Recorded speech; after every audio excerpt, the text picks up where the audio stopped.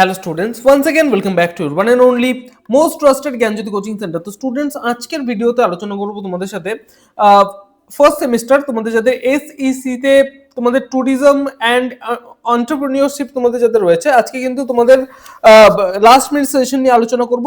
খুব ইম্পর্টেন্ট হতে চলেছে আজকের ক্লাসটা, কারণ আজকের ভিডিওতে লাস্ট মিনিট সাজেশন কোনগুলো খুব ভালো মতো পড়ে যাবে সেগুলোকে নিয়ে কিন্তু আলোচনা করব, ঠিক আছে।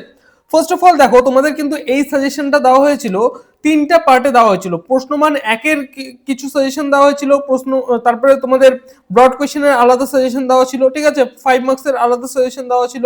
তো এইভাবে করে কিন্তু তিনটা পার্টে সাজেশন এসেছিল, নীতিশ স্যার দিয়েছিল। আজকের ভিডিওতে প্রত্যেকটা পার্ট থেকে, ঠিক আছে, প্রশ্নমান একের থেকে, প্রশ্নমান 5-এর থেকে, প্রশ্নমান 10-এর থেকে কিন্তু ইম্পর্টেন্ট কোয়েশ্চেন্স গুলো বলে দেবো। ফার্স্ট অফ অল দেখো, তোমাদের সাংস্কৃতিক পর্যটনের সংজ্ঞা এটা মোটামুটি ভাবে পড়ে যাবে। দেখো 1 মার্কসের তো খুব একটা বলা যায় না, 1 মার্কসের সবই কিন্তু পড়তে হবে মোটামুটি, হ্যাঁ। কিন্তু যেগুলো খুব ভালো মতো পড়ে যাবে UNWTO, ঠিক আছে, এটার পুরো নাম এবং প্রধান কাজ পড়ে যাবে খুব ভালো মতো। গ্রাম পর্যটন পড়ে যাবে, ঠিক আছে। তারপরে পর্যটনের যে কোনো দুটি ইতিবাচক প্রভাব উল্লেখ করো, খুব ভালো মতো পড়ে যাবে। এই কোয়েশ্চেনগুলো কিন্তু মোটামুটি ভাবে দেখে যেতে পারো। বাকি 1 মার্কসের কিন্তু সবগুলোই পড়ে যেতে হবে যদি তোমরা সেফ যেতে চাও। 1 মার্কসে সমস্ত কিছু কিন্তু পড়ে যাবে। এবার আসি হচ্ছে 5 মার্কসের ইম্পর্টেন্ট কোয়েশ্চেনগুলো। এক তো প্রথম কথা যেটা ফার্স্ট অফ অল যেটা তোমাদের রয়েছে সেটা হচ্ছে ইকো ট্যুরিজম। এই ইকো ট্যুরিজম কি খুব ভালো মতো পড়বে, ঠিক আছে। তারপরে যেটা তোমরা খুব ভালো মতো পড়বে সেটা হচ্ছে পর্যটনের ক্ষেত্রে উন্নয়নের বাণিজ্যিক ব্যাংকের ভূমিকা সম্পর্কে আলোচনা করে মোটামুটি পড়ে গেলে হবে তোমাদের। এনটিও বা ন্যাশনাল ট্যুরিস্ট অর্গানাইজেশনের কার্যাবলী সম্পর্কে খুব ভালো মতো পড়ে যাবে, ঠিক আছে। পশ্চিমবঙ্গের পর্যটন মানচিত্রে কলকাতা, সুন্দরবন এবং দীঘার গুরুত্ব আলোচনা করো, মোটামুটি ভাবে পড়ে যেতে পারো এই কোয়েশ্চেনটা। উদ্যোগকে প্রভাবিত করে এমন তিনটি উপাদান সম্পর্কে সংক্ষেপে আলোচনা করো, এটাও কিন্তু মোটামুটি ভাবে পড়ে যেতে পারো, ঠিক আছে। তারপরে তোমরা পরবর্তী ইয়েতে চলে আসি। দেখো এখানে ডুয়ার্স অঞ্চলে উল্লেখযোগ্য বৈশিষ্ট্যগুলো পর্যটন শিল্পের সাপেক্ষে আলোচনা করে, এটা মোটামুটি পড়ে যেতে পারো। এসটিও বা স্টেট ট্যুরিজম অর্গানাইজেশনস এর ভূমিকা খুব ভালো মতো পড়ে যাবে এটা। এসটিও বা স্টেট ট্যুরিজম অর্গানাইজেশনস এর ভূমিকা খুব ভালো মতো পড়ে যাবে। রাজ্য পর্যটন প্রসারে এদের গুরুত্ব লেখো, এটা কিন্তু খুব ভালো মতো এই প্রশ্নটা পড়ে যেতে পারো, ঠিক আছে।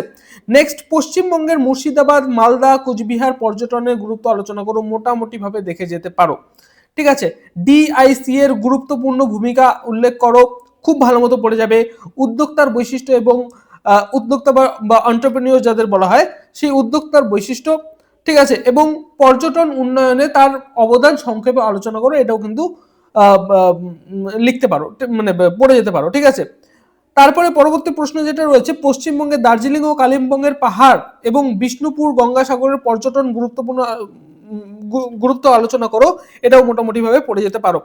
14 নম্বর যে কোয়েশ্চেনটা রয়েছে, বাণিজ্যিক ব্যাংক, ঠিক আছে, এই যে বাণিজ্যিক ব্যাংক, এই ব্যাংকের ভূমিকা এবং ডিআইসি এর কার্যাবলী সংক্ষেপে আলোচনা করো, ভীষণ ইম্পর্টেন্ট কোয়েশ্চেন, খুব ভালো মতো পড়ে যেতে পারো, ঠিক আছে।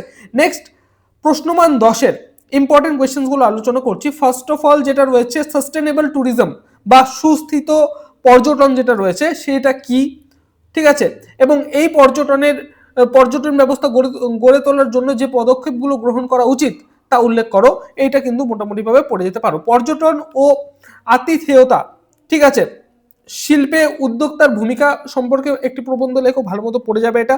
পরবর্তী যে প্রশ্ন রয়েছে, পশ্চিমবঙ্গ পর্যটন শিল্পের উন্নতিতে WBTDC এর অবদানগুলি সবিস্তারে উল্লেখ করো, এটাও কিন্তু খুব ভালো মতো পড়ে যেতে পারো, ঠিক আছে।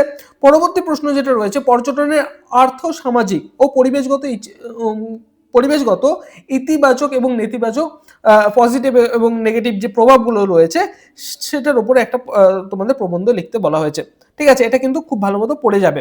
পরবর্তী প্রশ্ন যেটা রয়েছে, পর্যটন শিল্পের প্রসারে ট্রাভেল এজেন্সির ভূমিকা এবং কাজগুলি সম্পর্কে একটি প্রবন্ধ লিখে মোটামুটি ভাবে পড়ে যেতে পারো এটা, হ্যাঁ।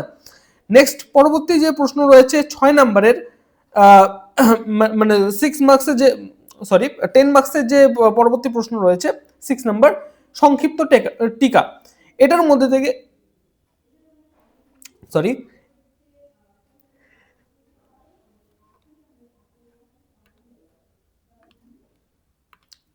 সংক্ষিপ্ত টিকা, ঠিক আছে। এখান থেকে যেটা রয়েছে এ এবং বি, ফার্স্ট অফ অল যেটা রয়েছে IUOTO, ঠিক আছে, International Union of Official Travel Organization যেটা রয়েছে, এটার উপরে কিন্তু একটা টিকা পড়ে যেতে পারো। এবং পরবর্তী যেটা রয়েছে বি নাম্বার, খুব ইম্পর্টেন্ট, বি নাম্বার খুব important, UNWTO, United Nations World Tourism Organization যেটা রয়েছে, খুব ভালো মতো পড়ে যাবে। নেক্সট পরবর্তী প্রশ্ন যেটা রয়েছে ইকো ট্যুরিজম এবং গ্রাম পর্যটনের মধ্যে পার্থক্য বা সম্পর্ক যেটা রয়েছে, খুব ভালো মতো পড়ে যাবে, ঠিক আছে। NTO বা ন্যাশনাল ট্যুরিস্ট অর্গানাইজেশনের প্রধান কার্যাবলীগুলি কি কি, ঠিক আছে, এটাও কিন্তু খুব ভালো মতো পড়ে যাবে। এবং পরবর্তী প্রশ্ন যেটা রয়েছে, লাস্ট প্রশ্ন তোমাদের এখান থেকে 10 মার্কসের, সেটা হচ্ছে আন্তর্জাতিক পর্যটন সংস্থা হিসাবে UNWTO বা United Nations World Tourism Organizations এর ভূমিকা সংক্ষেপে আলোচনা করো। এই কয়েকটা প্রশ্ন পড়ে গেলে কিন্তু মোটামুটি ভাবে এখান থেকে হয়ে যাচ্ছে, ঠিক আছে। তো এই ছিল আমাদের আজকের সাজেশন, লাস্ট মিনিট সাজেশন। এবং এই লাস্ট মিনিট সাজেশনের মধ্যে কিন্তু আজকে SSC eco tourism, sorry SSC tourism and entrepreneurship যেটা রয়েছে, সমস্ত কিছু কিন্তু বিস্তারিতভাবে আলোচনা করে দিলাম, ঠিক আছে।